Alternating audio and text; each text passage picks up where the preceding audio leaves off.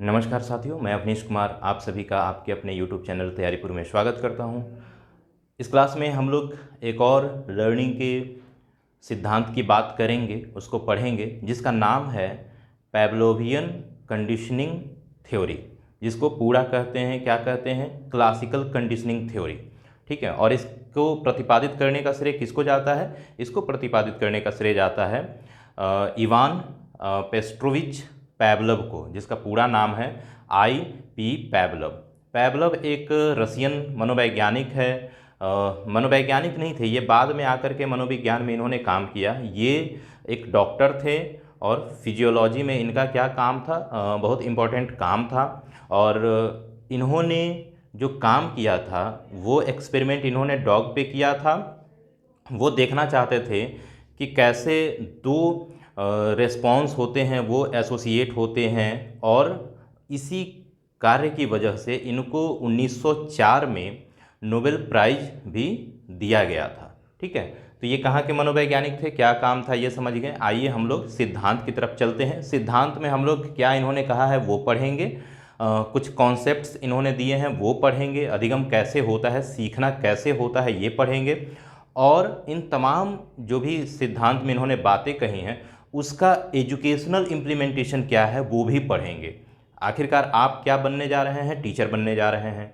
आप सिद्धांत पढ़ने के बाद आप उसको कैसे क्लासरूम या एजुकेशन में कैसे इम्प्लीमेंट करेंगे ये जानना बहुत ज़रूरी होता है, इसीलिए आपको सिद्धांत भी पढ़ाया जाता है। ठीक है, तो आइए देखते हैं इनके सिद्धांत को क्या कहते हैं। क्लासिकल कंडीशनिंग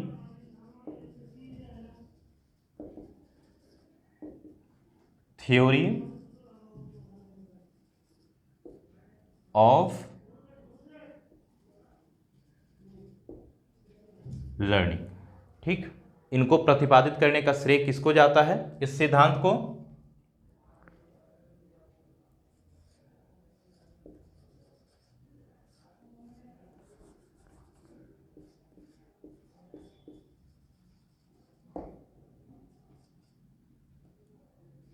ठीक है, इवान पेट्रोविच पैवलव।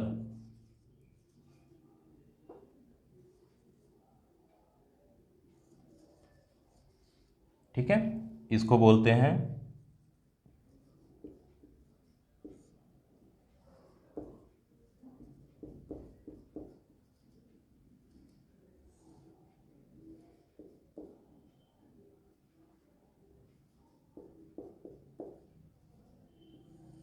ऐसे, आपको लिखा हुआ हिंदी में ये मिल जाएगा। ठीक है, पूरा नाम जनरली पूरा नाम नहीं लिखा होता है, पूरा नाम नहीं लिखा होगा, उसके जगह पे सिर्फ पैवलोव, पैवलोव में भी पावलोव लिखा होगा, पैवलोव लिखा होगा। ठीक है, और इंग्लिश में तो देख ही रहे हैं PO भी LO भी आपको लिखा हुआ मिल जाएगा। ठीक है, चलिए इनके सिद्धांत में इन्होंने क्या कहा है उसकी बात करते हैं। जो इसके एक दो और नाम हैं, क्लासिकल कंडीशनिंग थ्योरी के अलावा भी कुछ नाम है, उसको भी देख लीजिए क्या नाम है। तो इसके अलावा इनका नाम क्या है? कंडीशनड रिस्पॉन्स थ्योरी भी कहा जाता है। जो अदर नेम है वो देख लीजिए, जिसको बोलते हैं conditioned response theory.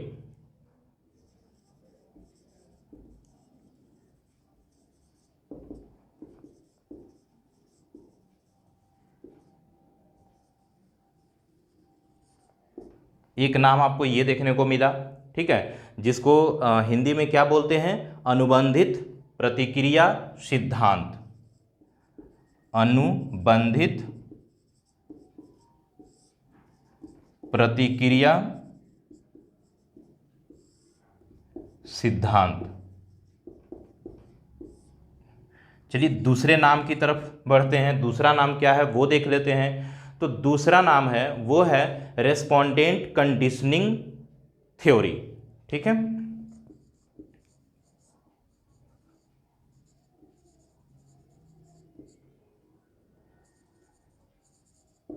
Conditioning theory. Respondent का मतलब क्या होता है? वो होता है प्रतिवादी। ठीक है। तो प्रतिवादी अनुबंधन, अनुबंधित, अनुबंधन एक ही है, अनुबंधित सिद्धांत या अनुबंधन का सिद्धांत, ठीक है। एक ये नाम हो रहा, एक नाम और है जिसको बोलते हैं टाइप एस कंडीशनिंग, भी इन्हीं के सिद्धांत को कहा जाता है, type S conditioning. S for stimulus,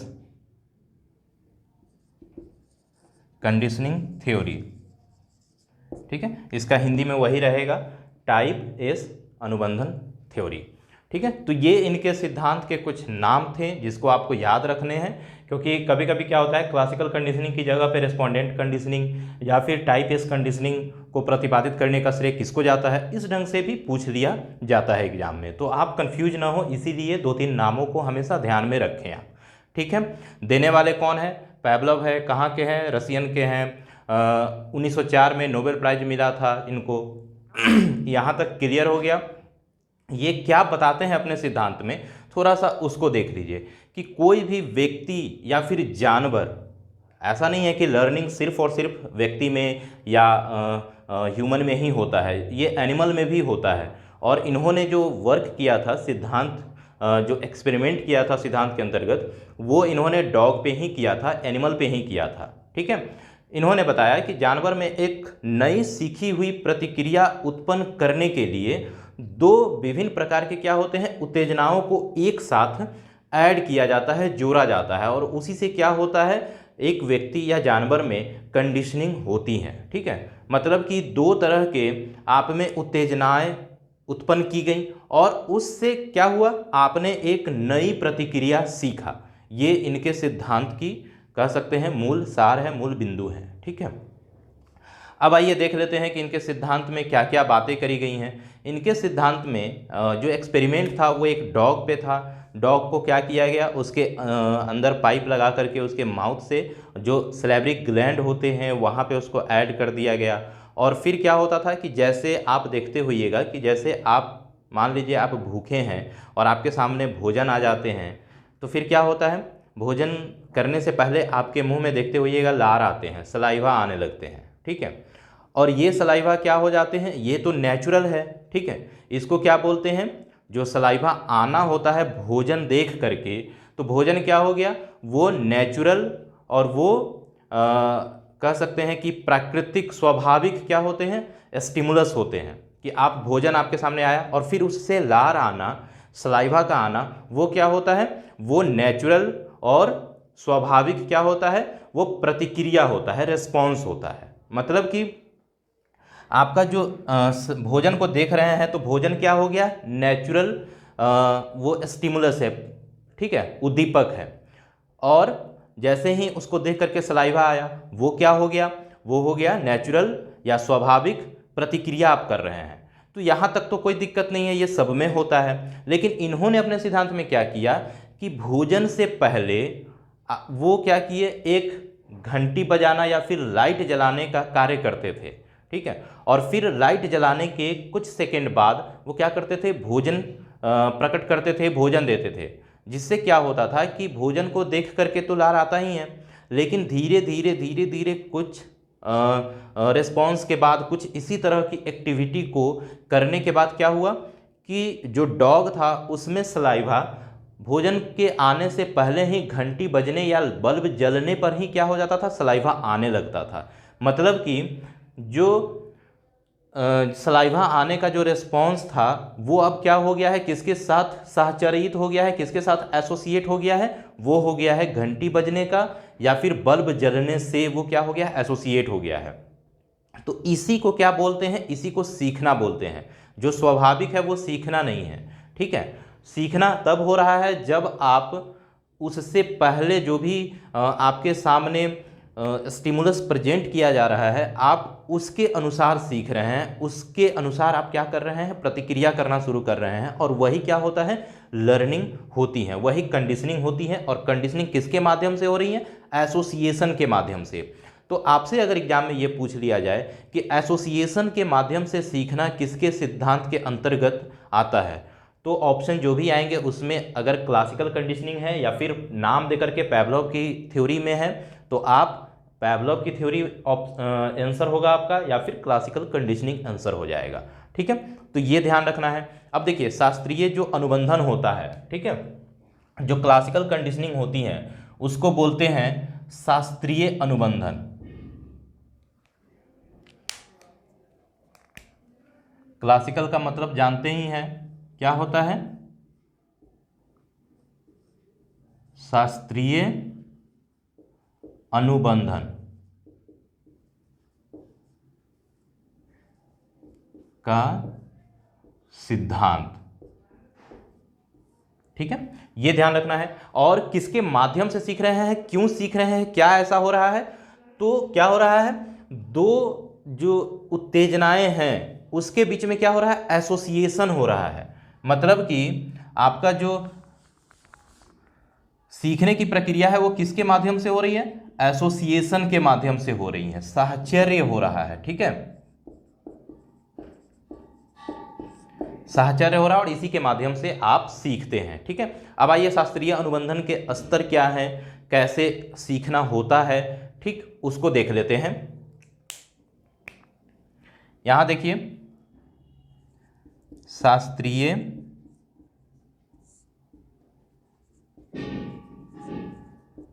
अनुबंधन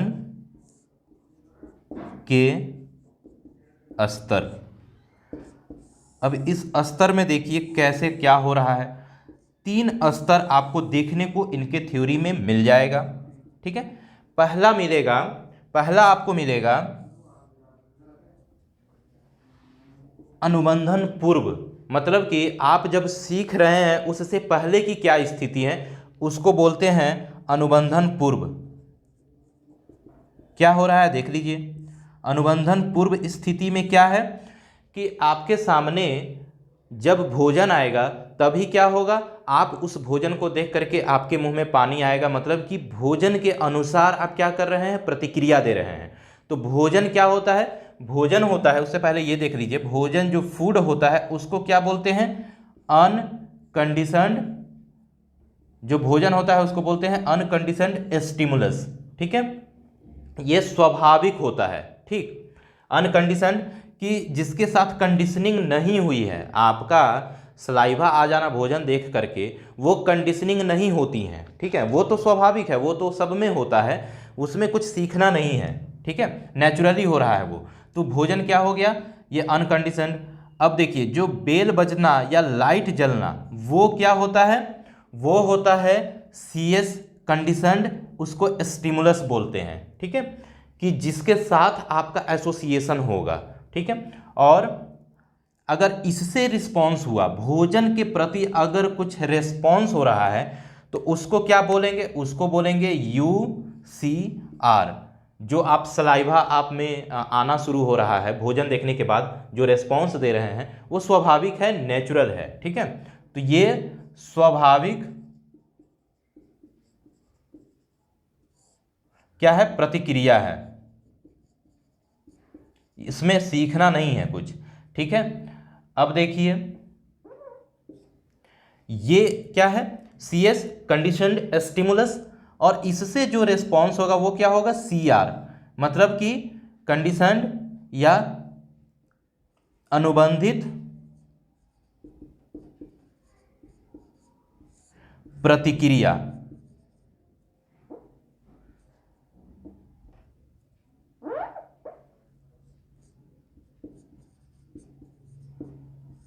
ठीक है, तो ये आपका क्लियर हो गया। अब यहां से ये समझ में आएगा, देखिए अनुबंधन पूर्व में क्या होता है कि जो UCS होता है वो इक्विवेलेंट किसके होता है, UCR के। ठीक है, मतलब कि भोजन अनुबंधन पूर्व तो यह स्थिति है, मतलब कि अनुबंधन कहने का मतलब है कि सीखना, और सीखने से पहले क्या होता है, दोनों क्या होता है, बराबर होता है। ये प्रेजेंट होगा तो ये जैसे ही आपके सामने उपस्थित किया जाएगा आप इस तरह के रिस्पॉन्स करेंगे। मतलब कि जो UCS होता है वो किसके बराबर होता है, UCR के। ठीक है, और अनुबंधन से पूर्व क्या होता है, जब आपके सामने UCS दिया जाता है तो आप CR नहीं करते हैं। ठीक है, इक्विवेलेंट नहीं होता है। ठीक ठीक है। तो ये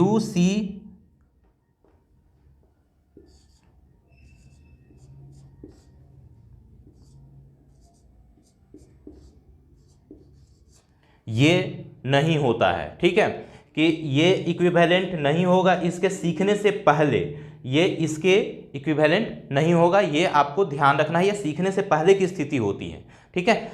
जब सीखने के दौरान क्या होता है, सीखने के दौरान आप में क्या होता है, जब आप सीख रहे होते हैं, जब आपके सामने बार बार क्या होता है, घंटी और उसके बाद भोजन आपके सामने उपस्थित की जाती है, प्रेजेंट की जाती हैं, तो ये दोनों क्या होता है, दोनों के बीच में एसोसिएशन होना शुरू हो जाता है, ठीक है। तो यहां पे क्या होगा, यूसीएस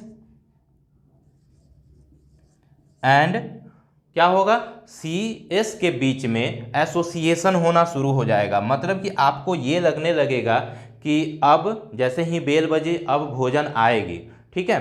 तो क्या होगा, धीरे धीरे हो सकता है स्टार्टिंग में बेल बजने के बाद आप में सलाइवा न आए, लेकिन जैसे ही ये कुछ टाइम बीत जाए, 2 महीना, 4 महीना, 5 महीना कंटिन्यू अगर इस तरह की एक्टिविटी आपके साथ दोहराई जाए, तो हो सकता है कि यूसीएस ही क्या हो जाएगा, जो यूसीएस के प्रति आप रिस्पॉन्स कर रहे थे वो अब क्या हो जाएगा, इससे शुरू होना शुरू हो जाएगा, ठीक है, सीएस से, कंडीशनड स्टिमुलस, मतलब कि भोजन जैसे ही आएगा आप रिस्पॉन्स करने लगेंगे। मतलब कि जो बीच का जो ड्यूरेशन होता है जिसमें आप सीख रहे होते हैं, उसमें क्या होता है, इसमें साहचर्य एसोसिएशन कराने की कोशिश की जाती है, ठीक है, एसोसिएशन की कोशिश की जाती है, किसके किसके बीच में, इसके बीच में, ठीक है, कि आपको जो बिहेव करना है वो अब इसके प्रति ना करके इसके प्रति करना सिखाया जा रहा है। तो ये सीखने की कंडीशन ड्यूरेशन होता है। अगला क्या होता है, जब आप सीख जाते हैं, जब एसोसिएशन इस्टेब्लिश हो गया, तब क्या होता है, तब होता है सीएस के प्रति ही आप क्या करते हैं, सीआर करते हैं। मतलब कि अब जैसे ही बेल बजेगा सलाइवा शुरू हो जाएगा, मतलब सीएस जैसे ही प्रेजेंट की जाएगी, आप में जो सीआर है, मतलब सलाइवा आना, वो क्या होगा, एसोसिएट हो जाएगा, आप सीख जाएंगे, ठीक है। तो जब पहले क्या था, यूसीआर था, यूसीएस जैसे आया, मतलब भोजन आया, आपने रिस्पॉन्स करना शुरू कर दिया, ये स्टार्टिंग में था, नेचुरल कंडीशन में था। लेकिन अब क्या हो गया है कि जैसे ही घंटी बज रही है, वही सलाइवा आपका एसोसिएट किससे हो गया है, घंटी के साथ हो गया है, कि अब क्या होगा, जैसे ही घंटी बजेगी क्या होगा, आप में सलाइवा आना शुरू हो गया, आपने अब सीख लिया है, ठीक है। अब भोजन के प्रति ना, भोजन से पहले ही सलाइवा आना शुरू हो जाएगा, ठीक है। तो ये क्या था, सीखने के बाद की स्थिति है, ये क्या है, एसोसिएशन के बाद, एसोसिएशन के बाद का ये क्या है, कंडीशन है। आप यहाँ पे अब सीख चुके हैं, ये एसोसिएशन क्या है, ये ड्यूरिंग लर्निंग, ठीक है,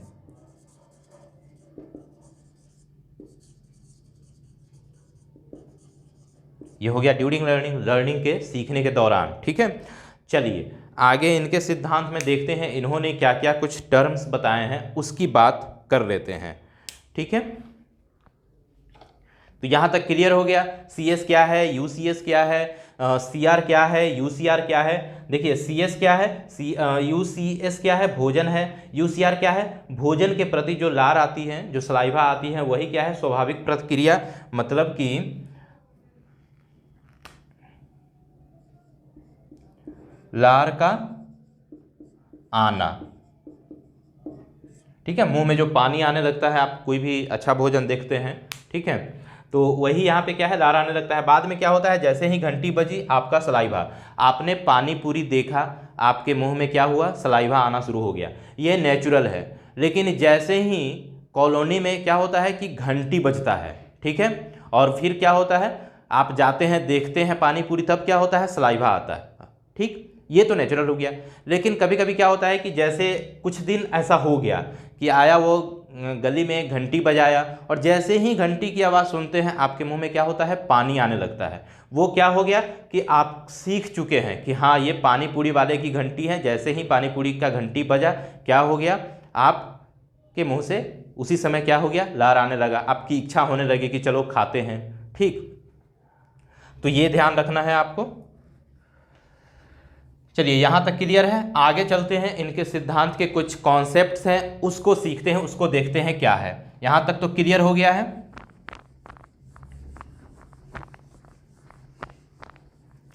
इसीलिए क्या होते हैं, जितने भी खाने पीने की चीज़ आपके कॉलोनी में बिकने आती हैं, बेचने लाते हैं वो क्या करते हैं, देखते होइएगा, यूनिक क्या होता है उनका साउंड करते हैं। वो या तो घंटी बजाएंगे या फिर वो किसी तरह का व्हिसिल रखे होंगे बजाएंगे, जिससे क्या होगा कि जैसे ही आप वो पार्टिकुलर व्हिसिल सुनेंगे फिर क्या हो जाएगा, आप में सलाइवा आना शुरू होगा, आपका मन बदलने लगेगा, हाँ वही है, खाना चाहिए।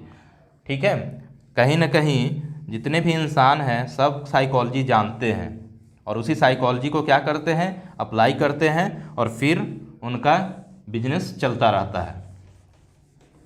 ठीक है, तो साइकोलॉजी का यूज ह्यूमन के हर बिहेवियर में आपको देखने को मिलेगा। ठीक है, आप अगर सीखना चाहते हैं, देखना चाहते हैं, तो जाहिर सी बात है कि ह्यूमन बिहेवियर की स्टडी ही क्या है, साइकोलॉजी है।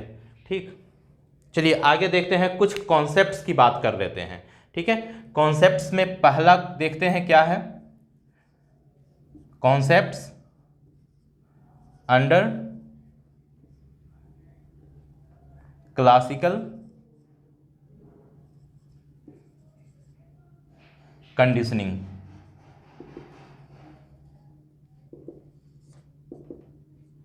ठीक है, चलिए पहला कंडीशनिंग कॉन्सेप्ट देखते हैं क्या है। पहला है जो उसको बोलते हैं एक्विसिजन। एक्विसिजन क्या होता है, एक्विसिजन में जो भी प्रोसेस आप सीखने के दौरान कर रहे थे, जिसकी माध्यम से आप सीख रहे थे, वही क्या होता है, एक्विसिजन होता है। और उसी को क्या बोलते हैं, अर्जन बोलते हैं। कि मतलब आप एसोसिएशन करना अर्जित कर रहे थे, सीख रहे थे, वही क्या होता है, एक्विसिजन होता है। जो भी प्रोसेस आपने देखा, जो बीच का लर्निंग का जो ड्यूरेशन था, वही क्या था, एक्विसिजन का प्रोसेस था, जिसके माध्यम से आप किसी सीएस के प्रति, मतलब कि घंटी के प्रति क्या होगा, सलाइवा आना सीख लिए, तो वो क्या हो गया, एक्विसिजन हो गया।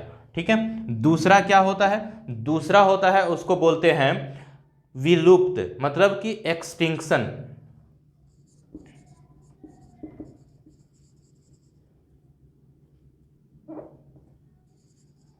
एक्सटिंक्शन मतलब कि विलुप्त। ठीक है, देखिए अगर मान लीजिए कि घंटी बजाया गया और उसके बाद क्या हुआ, भोजन आपको नहीं दिया गया। ठीक है, मान लीजिए घंटी बजा दी गई और पहले तो क्या हुआ, घंटी बजी, आपने भोजन आपको मिला, उसके बाद सलाइवा आया, उसके बाद भोजन आया, फिर क्या हुआ, धीरे धीरे आपने एसोसिएशन सीख लिया कि हाँ घंटी बजने पे ही सलाइवा आने लगा, ये आपने सीख लिया, मान लीजिए एसोसिएशन हो गया। लेकिन कुछ समय के बाद जब आपने सीख चुके हैं और फिर क्या होगा, घंटी बजने के बाद अगर भोजन न आए तो फिर क्या होगा, धीरे धीरे धीरे धीरे जो एक लर्निंग आप में हुई थी, जो एसोसिएशन हुई थी, वो क्या होती है, धीरे धीरे ख़त्म होने लगती हैं। और फिर उसकी वजह से क्या होता है, आपका एसोसिएशन भी क्या होने लगता है, कमज़ोर होने लगता है, ब्रेक होने लगता है। और उसके बाद क्या होता है, आप जैसे ही घंटी बजती है आप में सलाइवा नहीं होता है। ठीक है, जब भोजन प्रेजेंट नहीं की जाती है तब। ठीक है, तो वो क्या होता है, वही विलुप्त होता है, विलुप्त होने लगता है आप जो भी एसोसिएशन सीखे होते हैं। ठीक है, तीसरा में आइए, तीसरा देखते हैं कॉन्सेप्ट क्या है। तीसरा है स्पॉन्टेनियस रिकवरी।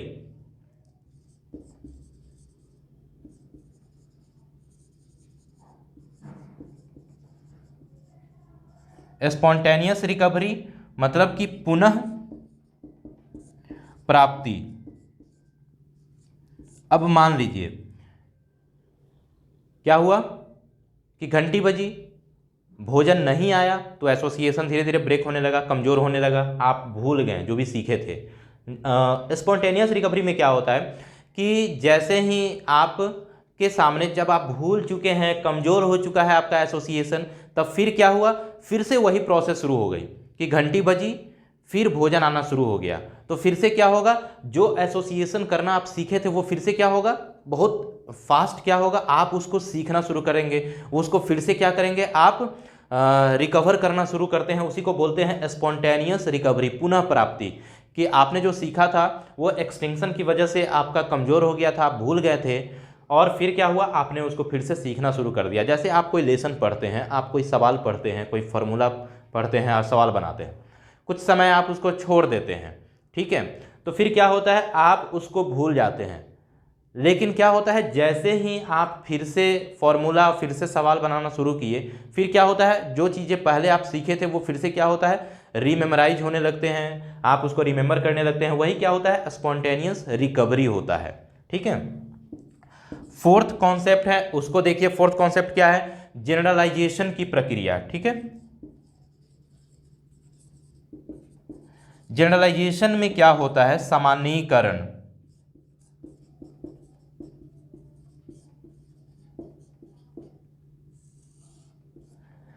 जनरलाइजेशन में होता है कि जैसे मान लीजिए कि आपके सामने घंटी बज रही थी और फिर क्या हो रहा था, भोजन आ रहा था, ठीक, और आप में सलाइवा भोजन के प्रति ही शुरू हो गया जब आप सीख गए। तो अब क्या होगा कि मान लीजिए घंटी की आवाज़ को अगर चेंज कर दिया जाए, घंटी के जगह पे व्हिसिल या सिमिलर साउंड अगर किया जाए, तो उससे भी क्या होता है, आप में सलाइवा आने लगते हैं। मतलब कि जो कंडीशनड, जो आपका स्टिमुलस था, उसको क्या कर रहे हैं आप, किसी अदर के साथ क्या कर रहे हैं, जनरलाइज करने लग रहे हैं। उसी को क्या बोलते हैं, जनरलाइजेशन बोलते हैं। आप सिमिलर साउंड होंगे और सिमिलर साउंड पे भी क्या होंगे, सलाइवा होने लगेंगे। जैसे मान लीजिए पानी पूरी वाला आया और वो क्या कर रहा था, एक नॉइज कर रहा था, वो घंटी बजा रहा था, लेकिन आज घंटी ना बजा करके वो क्या किया कि उसने दूसरा साउंड किया, और आप जा करके देखें और आप क्या किए, उसको उसी से कोरिलेट कर दिए कि आज घंटी वाले ने क्या किया, घंटी ना बजा करके उसके जगह पे सिमिलर दूसरा साउंड कर रहा है।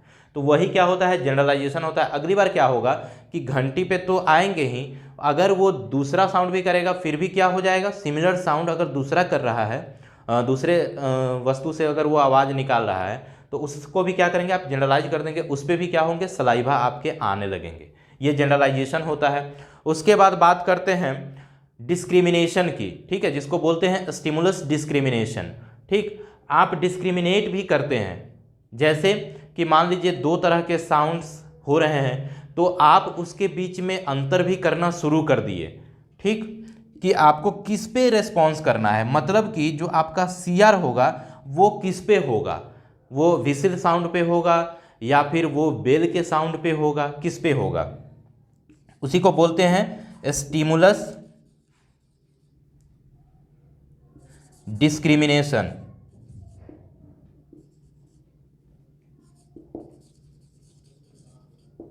ठीक है। इसको बोलते हैं उद्दीपक विभेदीकरण।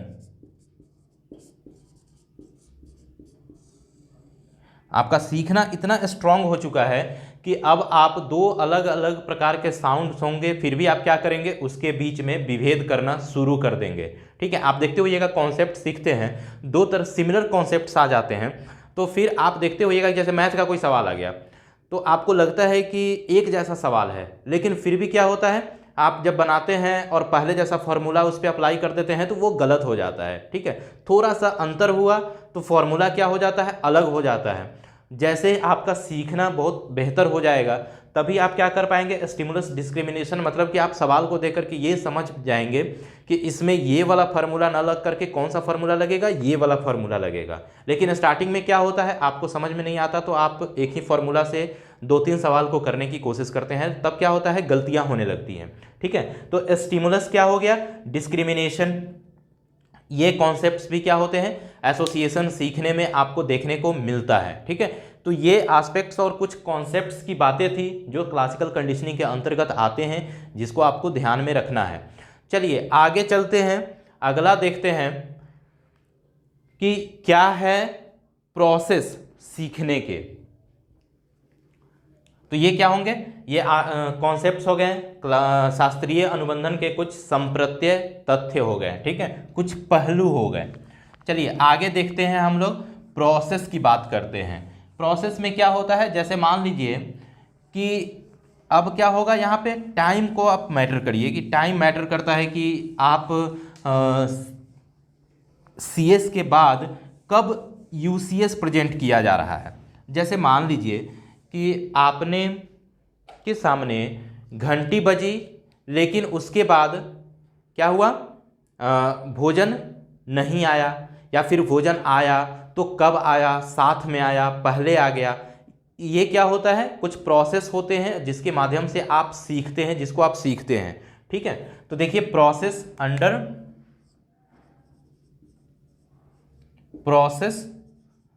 अंडर क्लासिकल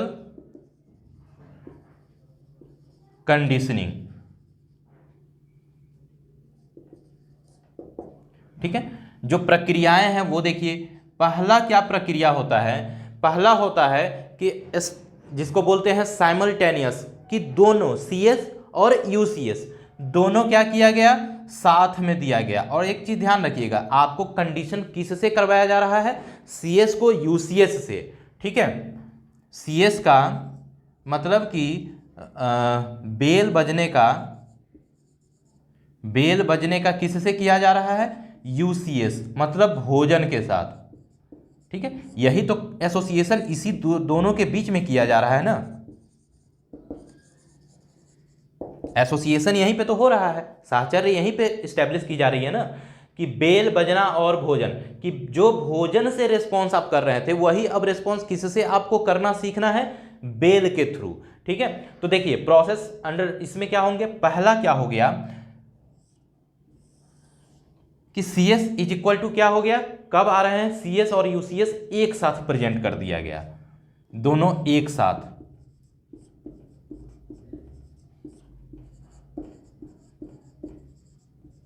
उपस्थित किया जाना, ये क्या होता है, ये होता है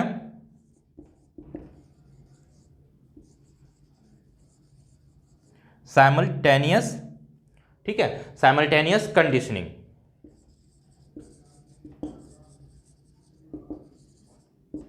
इसमें क्या हो रहा है, आप देख रहे हैं कि इसमें क्या होगा, दोनों एक साथ प्रेजेंट किया जा रहा है। जैसे देख लीजिए थोड़ा सा, एक यहाँ पे मान लीजिए, यहाँ पे ये घंटी है। ठीक है, ये घंटी बना है। अब मान लीजिए कि ये देख लीजिए, ये हो गए घंटी देने का, और दूसरा क्या हो गया, भोजन देने का। दोनों एक साथ दिया जा रहा है। ये आपका क्या है, घंटी बजना, और ये क्या है, भोजन को उपस्थित करना, भोजन देना, दोनों एक साथ हो रहा है।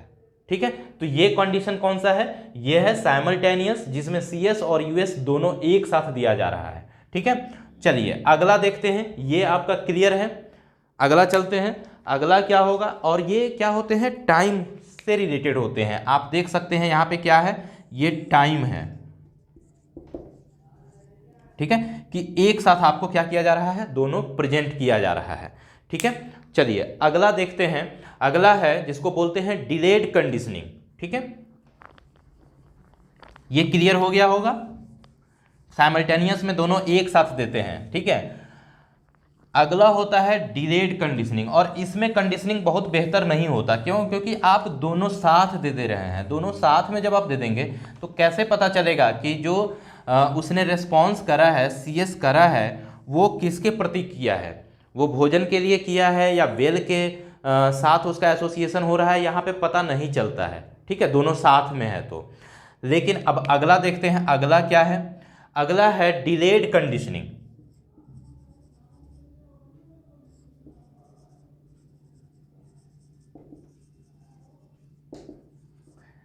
अब देखिए डिलेड कंडीशनिंग, जिसको बोलते हैं विलंब, क्या, विलंबित अनुबंधन।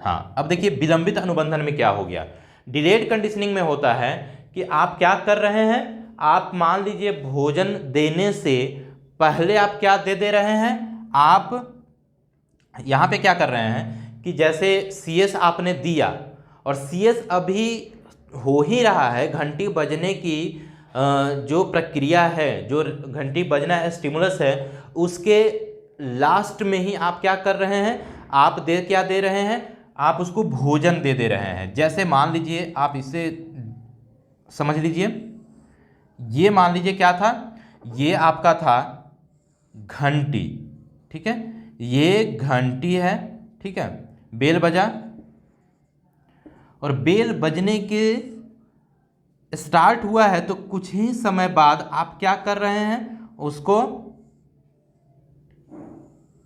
क्या दे रहे हैं, भोजन दे रहे हैं, ठीक है।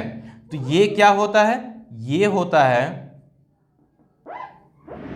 डिलेड कंडीशनिंग, कि आप यहां पे भोजन दे रहे हैं, ये भोजन हुआ, और ये क्या है, टाइम है, ठीक है।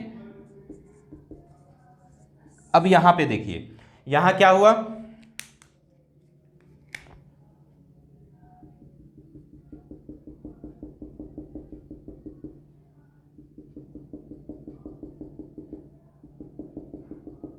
आप देखिए पहले क्या हुआ, बेल बजी, बेल बजना पहले शुरू हो गया, बेल अभी बज ही रहा है, तब क्या दे रहे हैं, आधा के बाद या फिर आधा से उसके बाद आप क्या कर रहे हैं, आप उसके सामने भोजन रख रहे हैं। तो अब क्या होगा, जब भोजन आएगी उससे पहले ही बेल बजना शुरू हो गया है, तो इसमें क्या होगा कि आपको पता चल जाएगा कि अगर भोजन आने से पहले ही सलाइवा आने लगा तो आपको क्या पता चल जाएगा कि जो सलाइवा हो रहा है, जो लार आ रहा है, वो क्या हो रहा है, बेल पे ही आ रहा है, ठीक है। तो ये क्या होता है, डिलेड कंडीशनिंग। और अगर देखा जाए तो सबसे बेहतर जो कंडीशनिंग होती है, या जो सबसे बेहतर कंडीशनिंग के लिए अप्रोप्रिएट सिचुएशन होता है, वो यही होता है, ठीक है। डिलेड कंडीशनिंग में ही सबसे बेहतर क्या होता है, सबसे बेहतर अनुबंधन होता है, मतलब सीखना होता है, ठीक है। सबसे बेहतर ही यहीं पे कंडीशनिंग होती है,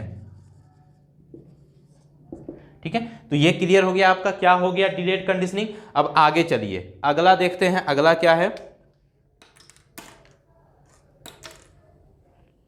अगला है ट्रैश कंडीशनिंग।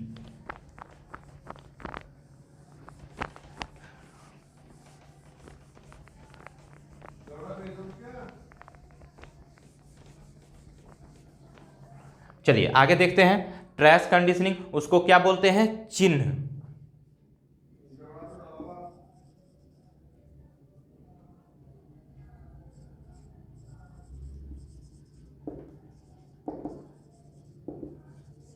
ट्रैश कंडीशनिंग इसको बोलते हैं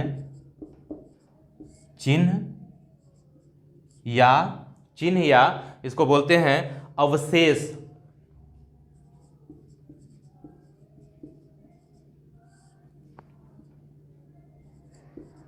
अनुबंधन। देखिए ये क्या है, मेमोरी बेस्ड है, ठीक है। इसमें क्या होता है, ट्रैश कंडीशनिंग में क्या होता है कि आपने CS पहले ही उसको दे दिया है, ठीक है, CS पहले ही दे दिया, और जब CS खत्म हो गया तब आप क्या दे रहे हैं, उसको UCS दे रहे हैं, ठीक है। मतलब कि इसमें क्या होता है, इसमें होता है कि CS आपने उसको दिया,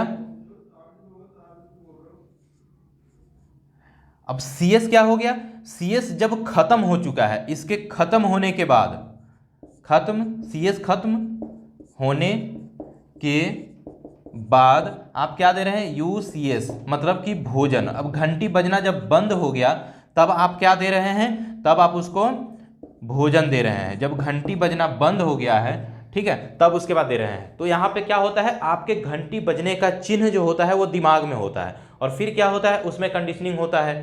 तो इसमें क्या हुआ कि पहले आपने जो प्रेजेंट किया था, ठीक है, जो आपने प्रेजेंट किया था, ये घंटी बजी थी, ठीक है, ये घंटी बजना जो हुआ था,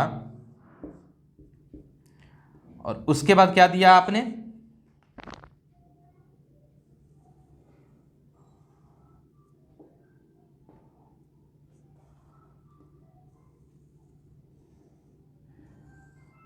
तब आप उसको क्या दे रहे हैं, आप उसको भोजन दे रहे हैं, ठीक है। जैसे ये भोजन है, ठीक है। अब देखिए क्या हो गया कि घंटी बजा, यहाँ घंटी बजना खत्म हो गया है, ठीक है, और यहाँ से ये शुरू हो रहा है, ये टाइम का हो गया, ठीक है। अब देखिए यहाँ पे ये खत्म हो चुका है, पहले ही खत्म हो चुका है, और तब आप क्या दे रहे हैं, आप उसको भोजन दे रहे हैं। तो इसमें भी क्या होते हैं, जो कंडीशनिंग होती है, जो एसोसिएशन होता है वो बेहतर नहीं हो पाता, जिसकी वजह से यहाँ भी क्या होगा, जो अनुबंधन होगा, जो लर्निंग होगी, कंडीशनिंग होगी, वो क्या होंगी, बेहतर यहाँ भी नहीं हो पाएंगी, होंगी लेकिन वो बेहतर नहीं होगी, ठीक है, जितना कि डिलेड में होगी, ठीक है। तो ये आपने देखा। चलिए अगला देखते हैं, अगला कंडीशनिंग क्या है, उसको बोलते हैं बैकवर्ड कंडीशनिंग। यहाँ तक क्लियर है। ट्रेस कंडीशनिंग क्या हो गया, आप समझ गए, चिन्ह मेमोरी से आधारित है कि आप पहले ही आपको दे दिया गया है, उसका छवि, उसका चिन्ह आपके दिमाग में बना हुआ है, अब उसके आधार पे कंडीशनिंग होगी।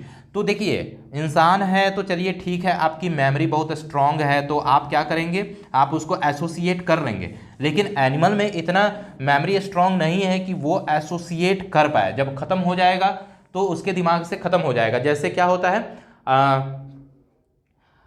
जिसको बोलते हैं ना कि out of mind out of site, वही वाला बात है कि ठीक है, जब आपके दिमाग से वो निकल गया तो क्या होगा, जब सामने से हट गया तो दिमाग से भी निकल गया, मतलब कि out of sight out of mind, ठीक है। अब देखिए अगला जो देखते हैं वो क्या है, उसको बोलते हैं बैकवर्ड कंडीशनिंग।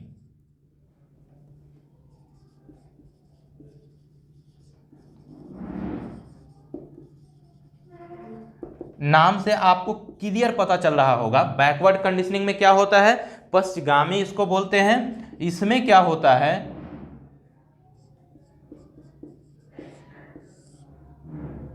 अनुबंधन। इसमें क्या होगा, इसमें क्या होगा कि आपने पहले ही क्या दे दिया, आपने पहले ही उसको क्या कर दिया, आपने पहले ही उसको भोजन दे दिया, भोजन पहले ही दे देना, मतलब कि ये क्या है, भोजन।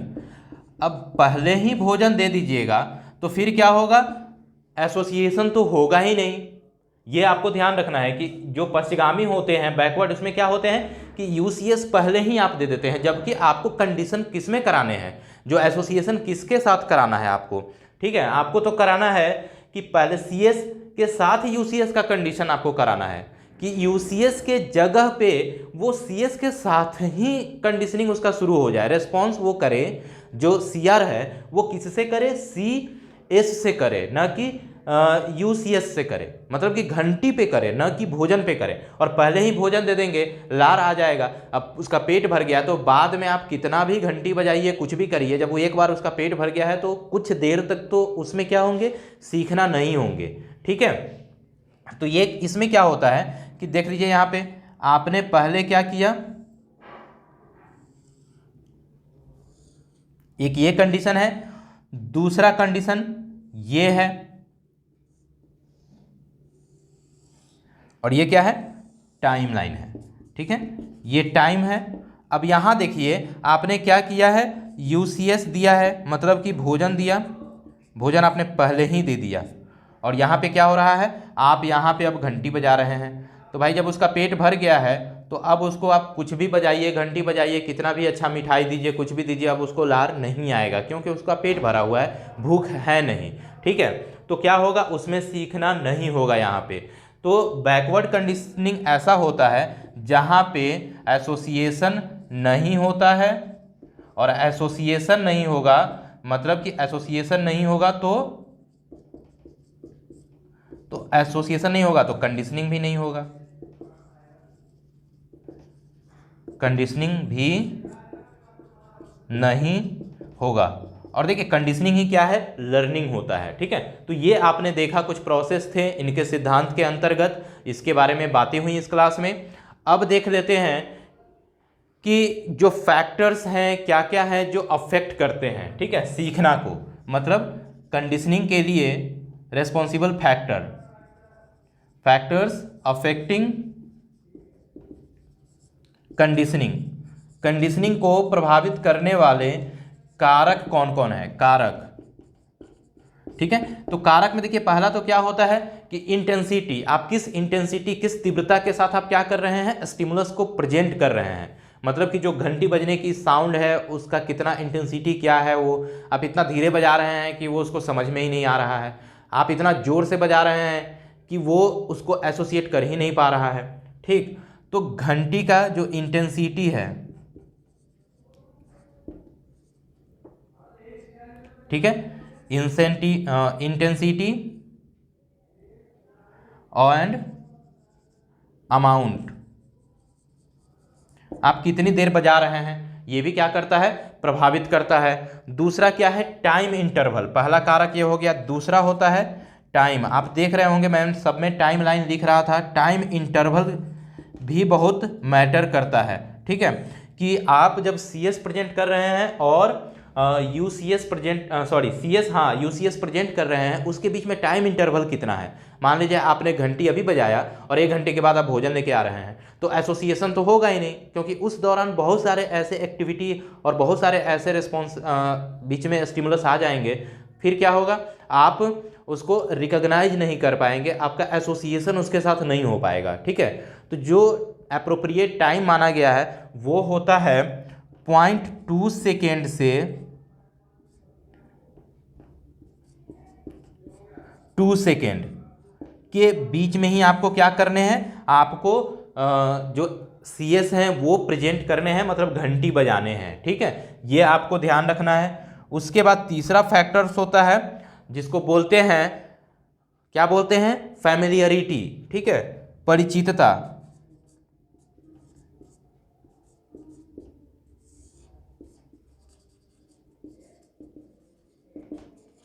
ठीक है, फैमिलियरिटी में क्या होता है कि अगर फैमिलियर है, अगर साउंड फैमिलियर है, मान लीजिए कि आप इस बार घंटी बजाए हैं और अगली बार आपने क्या किया, हथौड़ा पीट दिया, अगली बार आप आए और आप व्हिसिल बजा के चले गए, अगली बार आए और पटाखे की आवाज़ साउंड कुछ कर दिए, तो इस ढंग से अगर आप जो CS है वो प्रेजेंट करेंगे तो फिर क्या होगा, उसके साथ एसोसिएशन नहीं होगा और फिर वो प्रभावित किसको करेगा, कंडीशनिंग को प्रभावित करेगा, सीखने को प्रभावित करेगा, और फिर एक जो कंडीशनिंग होना चाहिए, जो एसोसिएशन होना चाहिए वो नहीं होगा, फिर लर्निंग नहीं हो पाएगी।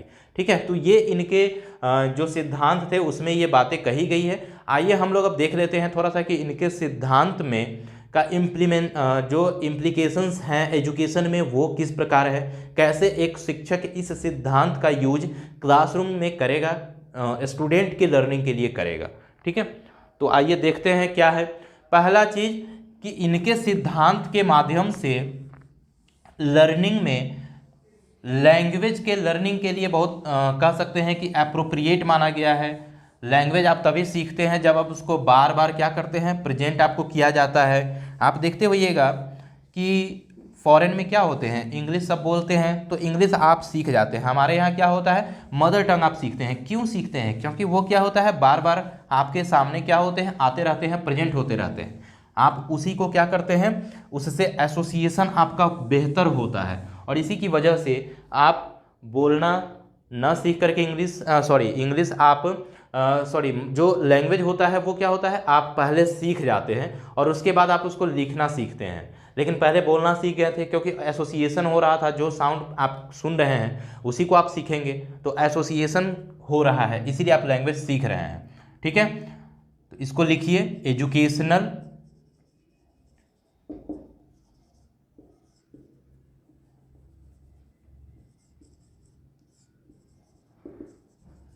implications of classical conditioning theory। ठीक है, अब देखिए पहला क्या है, लैंग्वेज के एक्विजिशन में। ठीक है, लैंग्वेज सीखने में,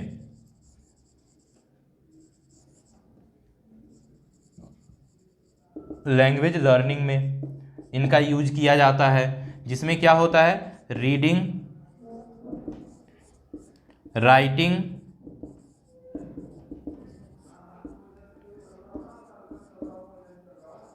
स्पीकिंग, ये तमाम चीज़ों में क्या होते हैं, इनके थ्योरी को क्या किया जाता है, इंप्लीमेंट किया जाता है, और इसी के आधार पे आप सीखते हैं। ठीक है, अगला होता है हैबिट फॉर्मेशन, आदत का निर्माण।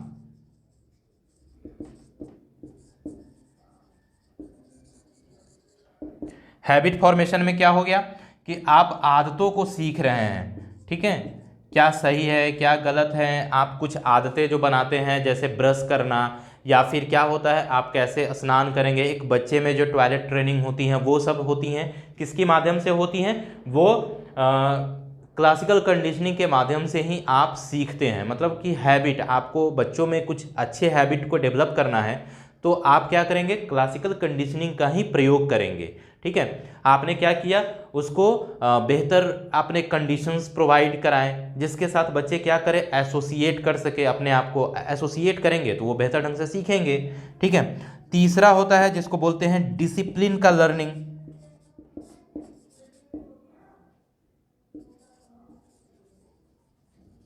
ठीक है, डिसिप्लिन लर्निंग में भी क्या होते हैं, इनके थ्योरी को यूज किया जाता है। ठीक है,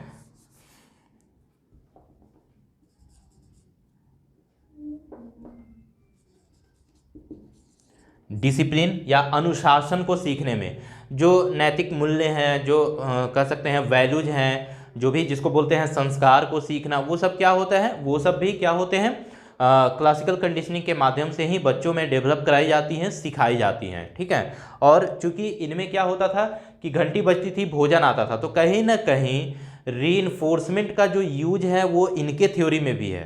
दंड और पनिशमेंट के माध्यम से सीखने की बात इनके सिद्धांत में भी कही गई है।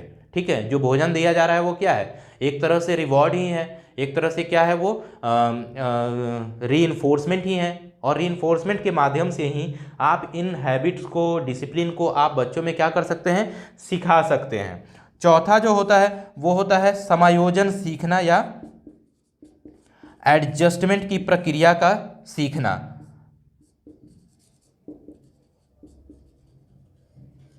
एडजस्टमेंट आप करना सीखते हैं किसी भी कंडीशन में।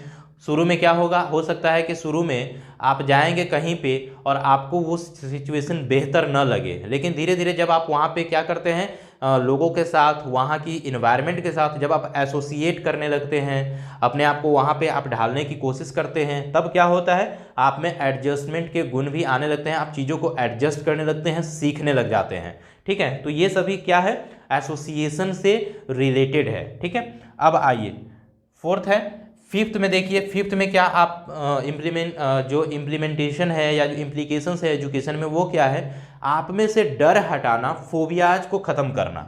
ठीक है, मतलब कि फियर, डर और फोबियाज को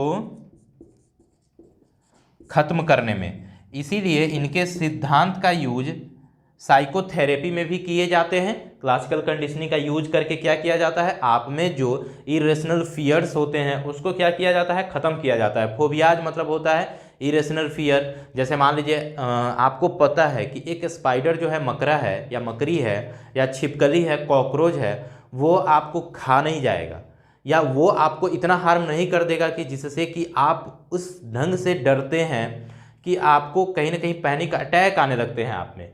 ठीक है, तो फोबियाज को ख़त्म करने में भी क्या होते हैं, क्लासिकल कंडीशनिंग का यूज किया जाता है, एसोसिएट किया जाता है आपको, कि आप जो भी देख रहे हैं उसका इफ़ेक्ट आप में बहुत ज़्यादा नहीं पड़ेगा। अगर वो आपके साथ आ भी जाएगा, आपके बीच आ भी जाएगा, तो वो आपको हार्म नहीं करेगा उस हद तक जिस हद तक आप सोच लेते हैं और फिर आप डर जाते हैं। ठीक है, तो कहीं ना कहीं फियर, एग्जाम फियर है उसको ख़त्म करने का, या क्लासरूम में एक बालक बोर्ड पे आने की जो फियर होती हैं, खड़े होकर के सवाल पूछने की फियर होती हैं, या एग्जाम की फियर है, उन सब को भी क्या किया जाता है, क्लासिकल कंडीशनिंग के माध्यम से ख़त्म किया जाता है।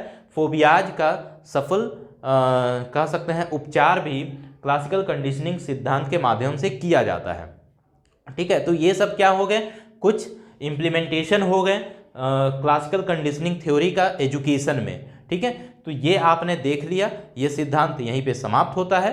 आप इसको बेहतर ढंग से पढ़िए। क्लास पसंद आ रही है तो आप इसको लाइक करिए, सब्सक्राइब करिए, शेयर करिए और बेल आइकन को दबाइए, जिससे कि आपको न्यू नोटिफिकेशन समय समय पर मिलता रहे। ठीक है, तो इस क्लास को यहीं पे समाप्त करते हैं, मिलते हैं नेक्स्ट क्लास में। तब तक के लिए जय हिंद।